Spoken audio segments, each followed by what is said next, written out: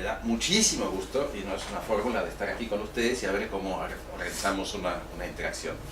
Lo que yo traigo bueno, es un documental de media hora, que algunos de ustedes creo que ya lo han visto, que podría ser que lo vemos de nuevo, porque creo que hay muchísima información ahí, cada quien puede sacar algo. Es un documental que hemos hecho sobre un trabajo que ya tiene más de 12 años con las mismas escuelas indígenas en México. Y yo podría dar una pequeña introducción. Lo que tengo aquí en un PowerPoint son los componentes más formales, más estructurales de lo que estamos trabajando. Y la otra parte es la experiencia, la convivencia, un trabajo colaborativo con comunidades y escuelas de ya muchos años. Problemas, aciertos, desaciertos. Esto es la experiencia de un proyecto Tarishperakua, que es en purépecha significa algo como crecer juntos, hacer algo en común juntos, irse desarrollando y ir creciendo. Y es una experiencia, bueno, aquí está el mapa de México, la parte amarilla es del estado de Michoacán, que tiene su parte del costa y su parte montaña alta, donde nosotros trabajamos en la montaña a una altura de 2.500 metros más o menos. Ahí arriba, la parte roja, esa es la zona purépecha. El pueblo purépecha tiene más o menos hoy en día unos 120.000 hablantes, lo que significa en el contexto mexicano un pueblo tamaño medio, ¿no? Los pueblos más numerosos son que eran los aztecas, los náhuatl de hoy, con más de 1.200.000. Le siguen los mayas, que del lado mexicano son como 800.000, pero en todo Centroamérica son como 5 millones, o sea, los pueblos más numerosos de toda América. Y estos purépechas, bueno, hoy en día son tamaño medio y es una lengua totalmente aislada, es decir, que no tiene parentesco. Es como el vasco en Europa, que nadie sabe bien a bien de dónde viene, ¿no? Y el purépecha también, se le han buscado parientes por todas partes, hasta en Sudamérica, y no. Es una lengua totalmente propia, con una morfología endiabladamente complicada, ¿no? La fonología no lo es mucho, la morfología es muy complicada, tiene más de 150 sufijos y en fin, yo hablo un poquito, pero todas las lenguas que nos hacen aprender otras son lenguas primitivas, empezando con el inglés comparado con esas lenguas, ¿no? Y una lengua muy hermosa, una lengua que tiene una expresividad impresionante de combinación, como ciertos morfemas, por ejemplo, todas las partes del cuerpo tienen un morfema común, lo que para la educación es algo genial, ¿no? Que los niños vayan descubriendo eso de su propia lengua y vayan ubicando un mundo propio a partir de su propia lógica. Bueno, en dos escuelas, en esas dos comunidades, San Isidro y Riquitiro, hubo un cambio, un proyecto propio que se inició en el 95, un proyecto propio en el siguiente sentido. México tiene un sistema de educación indígena, que es una subsección del Ministerio de Educación Pública, que llamamos SEP, Secretaría de Educación Pública Federal, y que ahí tiene su correspondencia en cada uno de los estados, que aquí correspondería a las provincias.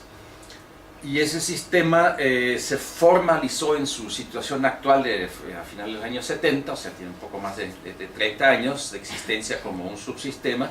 Y ese subsistema tiene como particularidad que todos los profesores son indígenas, bilingües, se supone. Y son profesores contratados como titulares de sus cursos. Es una diferencia quizás importante con la educación indígena en Argentina. O sea, ellos son titulares de su clase, de su grupo, y no hay nadie más. En las escuelas indígenas hay exclusivamente maestros indígenas, no hay otros. Pero esa es quizás la parte positiva. La parte no tan positiva desde el punto de vista del desarrollo educativo propio es que, igual que Argentina, por toda la tradición del Estado Nacional, tenemos hasta la fecha un currículum único en todo el país, que tiene que cumplirse en todas las escuelas del país con un libro de texto único, obligatorio en privadas como públicas. Lo que sí hay adicionalmente son libros de texto en las principales lenguas indígenas, incluso en ejemplares muy bien hechos, numerosos. Al inicio de cada año escolar el gobierno federal distribuye más o menos 2,5 millones de textos en lenguas indígenas en México, que es no sé si China tiene más distribución, pero en el mundo es uno de los países que más libros de texto en lenguas minoritarias, en lenguas indígenas, distribuye. Esos libros son adicionales o son resúmenes del currículo de los libros oficiales. Los libros oficiales son como en todas partes, ¿no? Tienen su libro de matemáticas, su libro de español, su libro de todas las demás materias. Y eso es una suerte de potpourri, material adicional, etc. Y desgraciadamente esos libros terminan en el rincón, con una capa de polvo así encima y casi no se usan.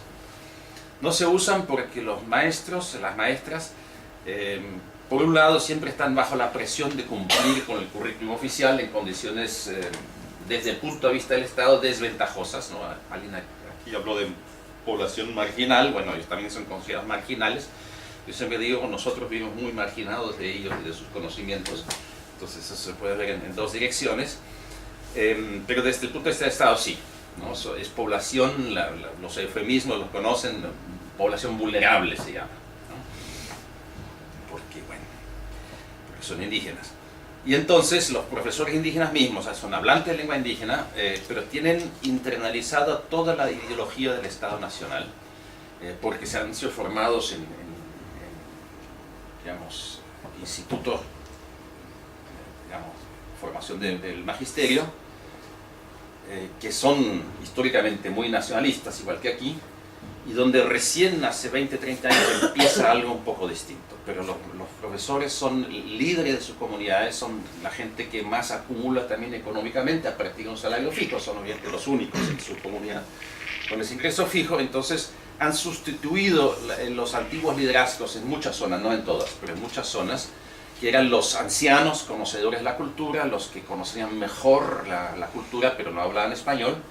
Entonces en los años 70 hay un viraje hacia un liderazgo más moderno, que son típicamente los intermediarios culturales, ¿no? Ese concepto antropológico, cultural broker, ¿no? que es muy importante, y su capital cultural es el dominio del español, el conocimiento del currículum oficial. Ellos pueden negociar con un banco, con todas las instituciones. Entonces ellos han adquirido una fuerza política muy importante, y como su capital viene del conocimiento de la sociedad nacional, del español, etc., eso se reproduce en el aula, con escasas excepciones. Contra esa escuela, digamos, castellanizadora, es decir, una escuela que, más allá del programa oficial, que es bilingüe, enseña básicamente en español y usa la lengua indígena como auxiliar de enseñanza, en unos programas que llamamos de sumersión o de transición rápida. Hoy en día surgen movimientos contrarios, hay movimientos del magisterio, movimientos del magisterio indígena que se alían con otros movimientos indígenas. El más conocido seguramente son los zapatistas en México, ¿no? Que están tratando de formar una contracorriente, a veces a nivel regional y a veces con mayor énfasis en lo político, el movimiento político, reivindicaciones magisteriales, indígenas y de todo tipo, y muy pocas veces como una revolución en el aula, ¿no? Ahí hay un divorcio también muchas veces entre la política muy progresista y una actuación quizás muy tradicional en el aula. Estoy seguro que eso no le suena muy desconocido, eso se da en muchos contextos, ¿verdad? Que hay ese tipo de contradicciones. Entonces, eso es lo que llamamos castellanización, que es la enseñanza del español en una perspectiva sustractiva, es decir, que entra la lengua nueva, entra el español y se repliega la lengua materna, la lengua indígena de los niños. Distinguimos eso en la lingüística aplicada de un enfoque de enseñanza digamos, aditiva, es decir, que a una lengua que ya hablan los niños se añade otra, una, dos o tres, como es el enfoque por ejemplo, en las escuelas bilingües llamadas de élite, ¿no? Colegio americano, alemán, francés, etcétera, donde a nadie se le ocurriría que porque aprenden francés van a perder su español o algo así. Pero en el contexto de población autóctona y también en el contexto de migración, se da esa enseñanza sustractiva. Yo he trabajado también en California un poco en educación bilingüe, y bueno, Inés tiene toda esa experiencia, mucho más que yo, donde se dan fenómenos muy parecidos de que la imposición del inglés en la escuela a niños migrantes hispanohablantes hace que retroceda el español, que el español sea la lengua estigmatizada, que no sirve, y se le dice al niño: si tú quieres ser buen americano, tu lengua y tu cultura, pues déjala afuera, olvídate de ella. Y lo mismo pasa con la población indígena. Si tú quieres ser buen ciudadano mexicano, entonces tu lengua y tu cultura aquí no sirve, ¿no? Tu lengua no es lengua, es un dialecto, no tiene gramática, no sirve, ¿no? No sirve para fines serios de, por ejemplo, la enseñanza. Entonces, en este proyecto que inicia en el 95, en una zona de alta vitalidad lingüística, o sea, los niños llegan prácticamente monolingües en purépecha a la escuela, ellos tuvieron pésimos resultados con la práctica consuetudinaria y consuetudinaria, pero mala, ¿verdad?, de castenización, de usar solamente la lengua indígena como lengua auxiliar mientras fuera necesario, ¿no? Y en una forma más improvisada en todo México, en casi toda Latinoamérica, eso así ocurre en las escuelas indígenas típicamente, que la lengua indígena se usa porque los niños todavía no hablan bien español, ¿no? Llega uno como visita y dicen: disculpe maestro, o a veces dicen: disculpe doctor, aquí todavía los niños están muy atrasados, todavía hablan su lengua, hablan poco español, entonces nosotros tenemos que usar la lengua indígena, maestros indígenas, ¿no? Eso desgraciadamente es la ideología a partir de la cual hay que trabajar, ¿no? O sea, si uno no tiene conciencia de eso, pues, se va a equivocar en lo que uno hace. Entonces el cambio tiene que empezar por la práctica y por la cabeza de la comunidad y de los docentes, porque obviamente, como en todas partes del mundo, los padres de familia apoyan una enseñanza solo en español. En México, en las zonas indígenas, en Alemania, las familias turcas, en fin, es exactamente los mismos procedimientos, de que hay una ideología del monolingüismo que es tan fuerte, ¿no?, que la gente realmente cree que el bilingüismo es un defecto, que los niños, si se educan en forma bilingüe, van a tartamudear, van a tener problemas psicológicos y un montón de cosas más. Y hay psicólogos, psiquiatras que dicen eso a los padres de familia. No sé si aquí en Argentina también, pero yo lo sé en México, lo sé en Alemania, lo sé en otros países, que realmente hay gente que asesora a los padres de familia diciendo: mejor una sola lengua. Lo otro es muy complicado, va a tener trastornos, cosas que son científicamente falsas, de toda falsedad. O sea, no hay ningún estudio serio que apoye eso. Si hay trastornos por otras razones. Los niños tienen neuronas de sobra, ¿no?, para aprender 1, 2, 3, 4 lenguas. Hay zonas aquí en Sudamérica, en Colombia, en Brasil, donde los niños se educan con 4 lenguas con toda naturalidad. Pues si hay trastornos, casi siempre somos los adultos los culpables de eso, no los niños casi nunca. Y eso es una cosa muy importante de mencionar, que si analizamos situaciones donde hay problemas, bueno, hay que ver de dónde vienen y a qué se deben. Entonces, esos profesores fueron muy valientes al decir: no nos funciona la castenización, tenemos pésimos resultados como todas las escuelas de la zona.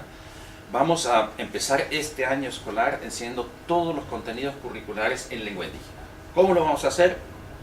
Vamos a ver, no sabemos.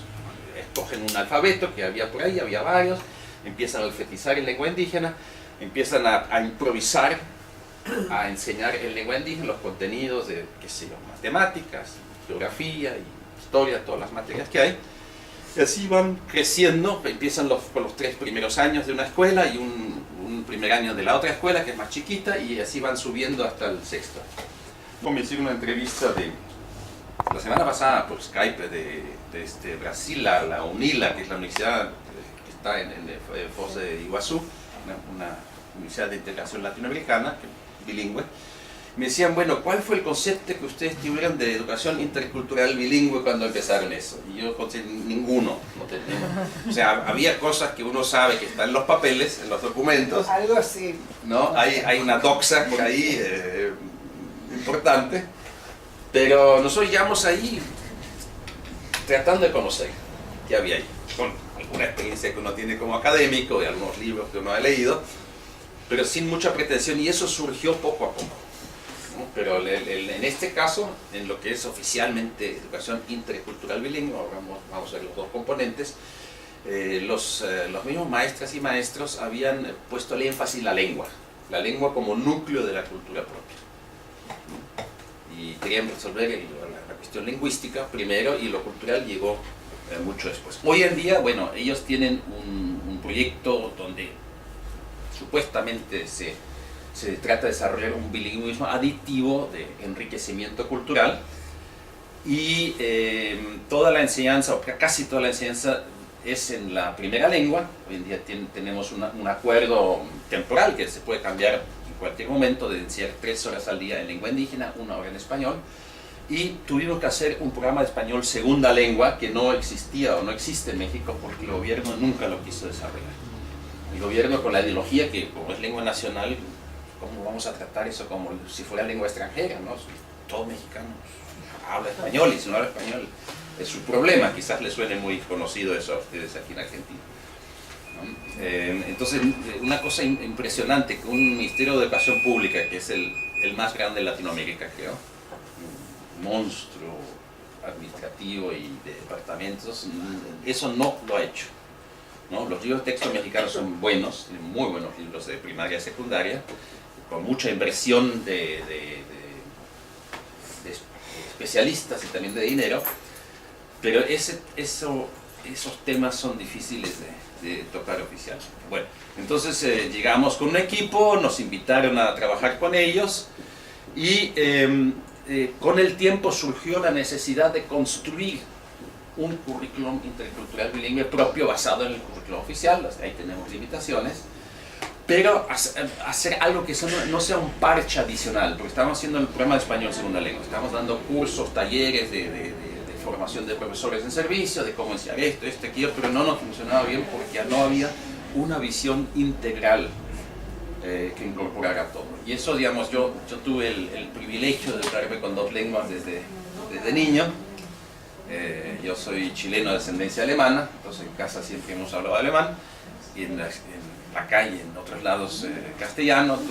Eso me dio otro privilegio de aprender otros idiomas. En distintos momentos fui profesor de 4 lenguas distintas, y entonces yo he vivido el bilingüismo, multilingüismo siempre de manera privilegiada y positiva, mientras que la mayor parte de las personas del mundo probablemente viven esa situación como algo traumático, como algo impuesto. Para muchos niños en condición de bilingüismo, la escuela es un trauma. Es un trauma porque no entienden lo que se dice ahí, no entienden qué se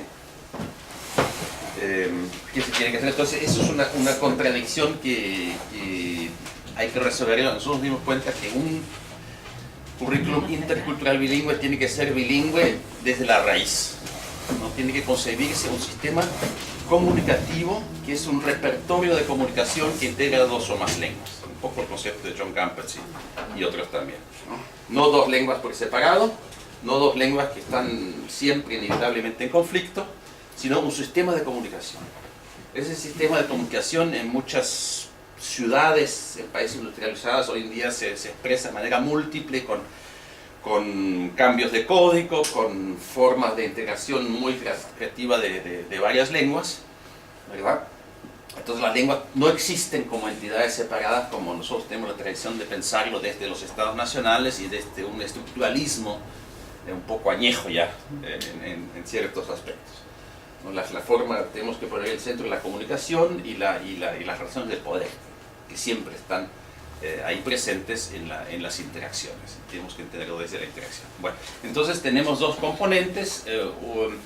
El componente cultural lo hemos definido como empiezo con el segundo, el contenido intercultural es el contenido que viene del currículum nacional.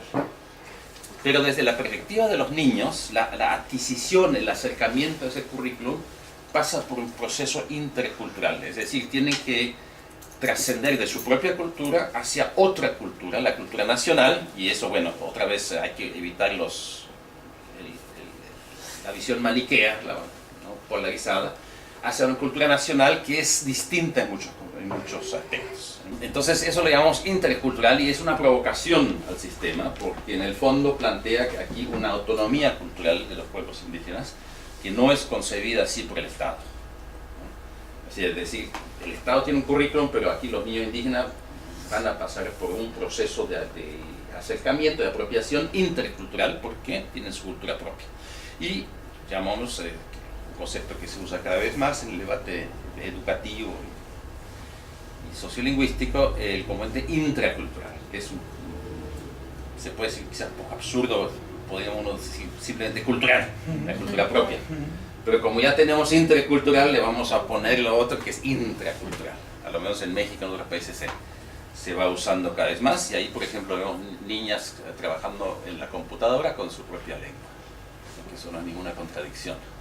Bueno, el componente intracultural, eso es una cosa casi única en Latinoamérica, a lo menos hasta donde hemos visto, de que un proyecto local, desde las bases de algunas escuelas, desarrolla un currículum donde no produce material adicional.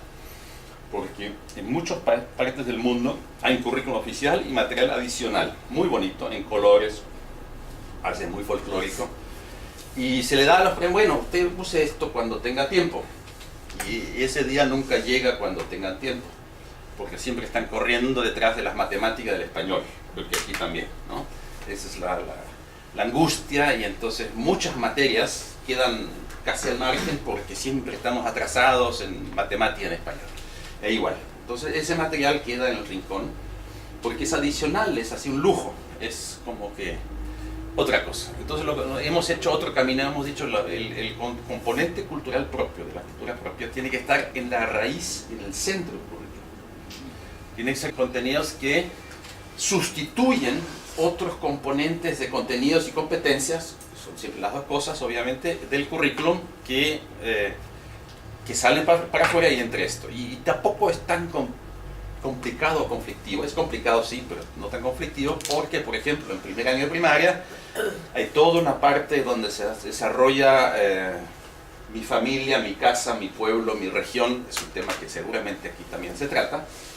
Entonces, obviamente, eso lo hacemos desde la cultura propia, desde la cosmovisión propia, desde la estructuración del mundo propia y en lengua indígena, que sustituye lo que viene en el libro de texto, pero cumple la misma función curricular, tanto en cuanto a contenido como competencia. O sea, la competencia que ahí se quiere desarrollar es justamente la ubicación del niño yo en su mundo. O sea, como la competencia principal en la enseñanza de la historia, hoy en día en México, supongo que en otras partes también, no es la memorización de fechas y batallas y héroes, sino construir una concepción, lo que llaman línea del tiempo. O sea, a partir del yo niño, construir una visión histórica que me dice a mí, niño, hoy, ese hecho histórico de la independencia de los pueblos indígenas, en el caso mexicano, y otros hechos, ¿no? Esa es un poco la competencia del pensamiento histórico que se quiere desarrollar en una pedagogía moderna, que no está reñida en absoluto con concepciones indígenas, porque la cosmovisión es etnocéntrica, ¿no? Es a partir del yo, mi pueblo, mi gente. Entonces ahí no veo yo una contradicción, porque hay alguna gente que siempre construye dicotomías. La epistemología indígena es totalmente contraria a la occidental, y yo no soy partidario de eso. Yo creo que eso hay que investigarlo y ver que hay confluencias y uno puede construir el pensamiento universal desde distintos puntos de partida. Pero hay gente que niega la existencia siquiera de lo universal, ¿no?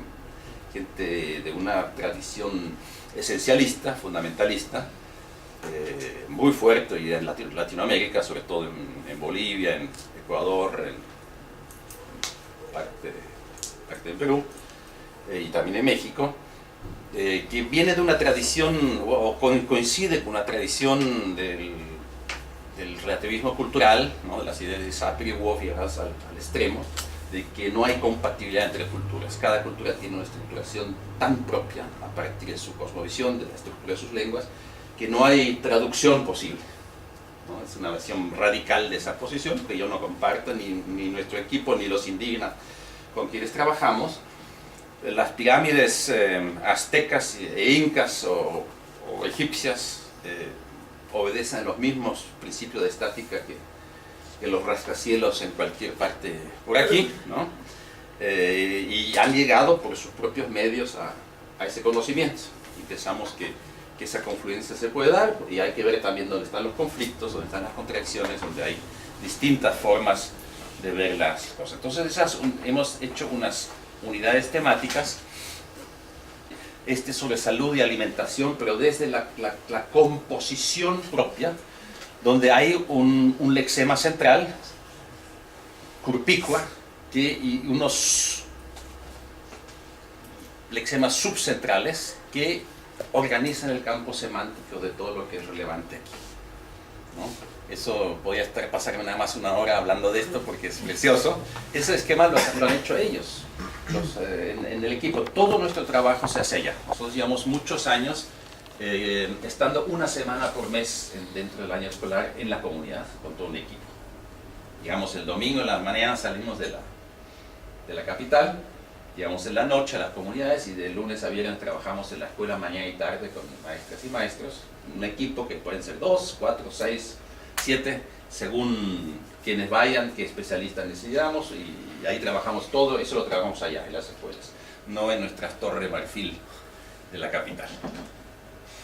Entonces hemos buscado una forma como desintoxicar las mentes y las cabezas de los maestros indígenas del pensamiento occidental, que es como están formados, y revisando muchas cosas que hay hoy en día en el campo académico, antropológico, educativo, etc., hemos vuelto a cosas muy tradicionales, simplemente la construcción de un campo semántico, porque la lengua es tan fuerte y tan subversiva también contra la imposición de otras ideologías, que puede ser el núcleo a partir del cual uno reconstruye la propia cultura, que obviamente en el caso de las culturas indígenas está subordinada, fragmentada, olvidada, enterrada, ¿no? Hay que hacer casi un trabajo arqueológico a veces de la reconstrucción de un pensamiento propio. Bueno, vamos al componente lingüístico, voy a ir un poco más rápido. Lo que es importante es que nosotros queremos desarrollar un bilingüismo coordinado en el sentido como se usa en Latinoamérica. Hay una acepción en Estados Unidos un poco tradicional ya en desuso, pero cuando hablamos de bilingüismo coordinado estamos hablando de que las personas, en este caso los niños y niñas, tengan un dominio en las dos lenguas que seguramente va a ser diferenciado, no va a ser un bilingüismo equilibrado, eso es prácticamente posible, pero sí que sepan qué saben hacer con cada una de sus lenguas, en qué contexto usarla y desarrollar las 4 habilidades en cada una de las lenguas, ¿no? Ese es el objetivo. Al final de la primaria, estos niños que casi no tienen contacto con el español en su comunidad van a hablar un español no muy desarrollado, pero sí probablemente desarrollado, y eso lo voy a explicar por qué, más adelante lo van a ver en el documental, un español con un fuerte componente de lo que se llama los discursos de segundo orden, o sea, las competencias cognitivamente exigentes y descontextualizadas, ¿no? Argumentación, abstracción, generalización, conceptos formales matemáticos y otros. Quizás su oralidad interactiva va a ser de bajo desarrollo, porque eso en la escuela es muy limitado lo que se puede hacer, pero sí el otro componente, la lectura, la escritura en español y esos componentes que había dicho, eso sí, tienen un desarrollo mayor que en otros contextos. Y queremos, hay algunos principios generadores que están en la base de esto. Este es un esquema de los mismos indígenas, de los mismos maestros, que son unos haces en computación, en todo. Ellos filman, editan películas, hacen un poco de todo, donde ellos dicen, bueno, nuestra lengua está en el centro de todo, de todas las demás materias, y todo se aprende a partir de nuestra lengua.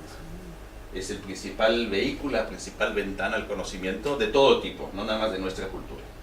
Con eso se rompe la dicotomía diglósica que dice, bueno, en este contexto, acceder al conocimiento nacional y universal solamente se puede hacer a través del español, porque la lengua indígena no sirve para eso.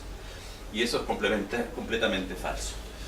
Entonces, las lenguas tienen una doble función, son a la vez lenguas de instrucción y lenguas objeto de estudio.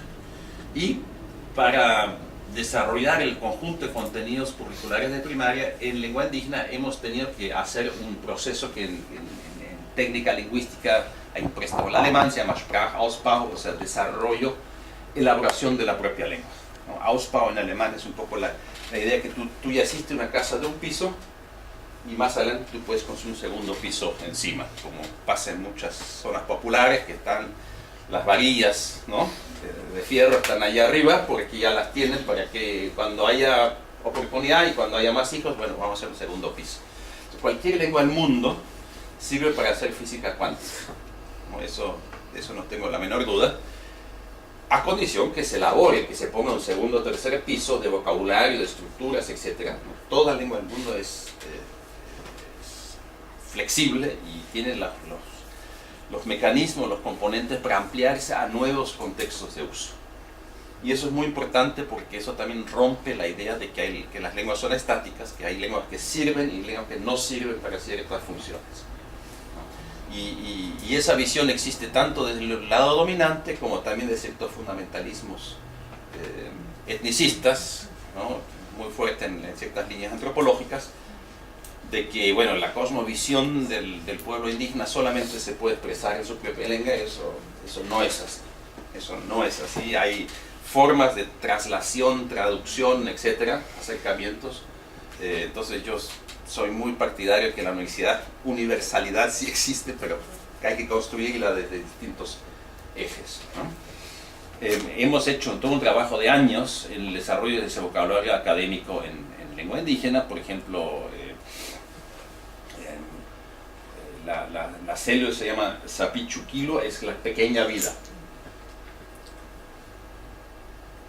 ¿Qué más? Bueno, ha habido procesos de creación de esos conceptos desde la propia cultura y sobre todo con un ojo pedagógico también, para que sea muy sugestivo para los niños, ¿no? La pequeña vida como célula tal vez como que atrae o es entendible, ¿verdad? Incluso más que en español, célula, ¿qué significa para un niño, no? No puede imaginarse gran cosa.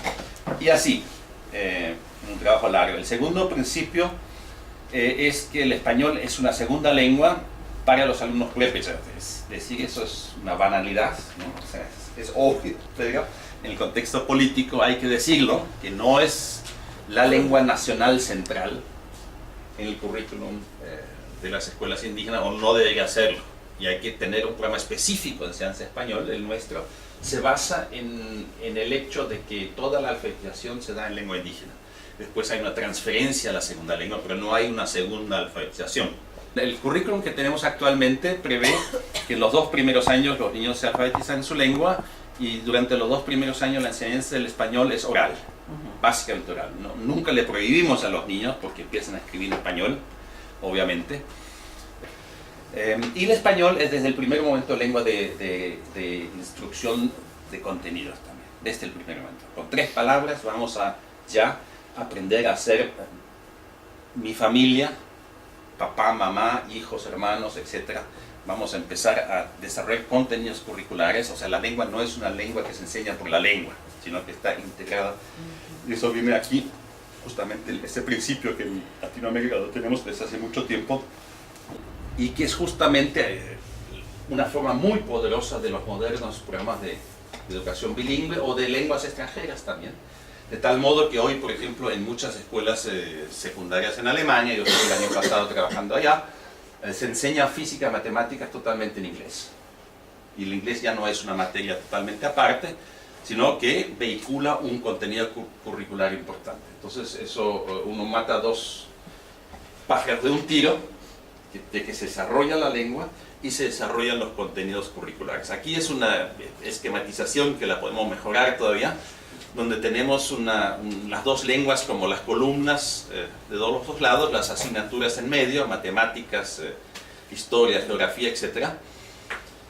Y donde las flechas horizontales indican esa integración de las materias, o sea que las competencias lingüísticas y comunicativas se desarrollan fundamentalmente, no exclusivamente, pero fundamentalmente a través de contenidos curriculares. Porque hoy día sabemos que cualquier persona, y especialmente los niños, aprenden mejor una lengua cuando es a través de contenidos interesantes, atractivos, que sean un desafío. Cuando un niño quiere explicar algo que le importa, ¿no?, un experimento o una cosa con la que no está de acuerdo, o va a hablar mejor, incluso con recursos lingüísticos reducidos, que alguien que aprenda lengua nada más para decir, bueno, en el hotel voy a reservar el cuarto y no sé qué y no sé cuánto.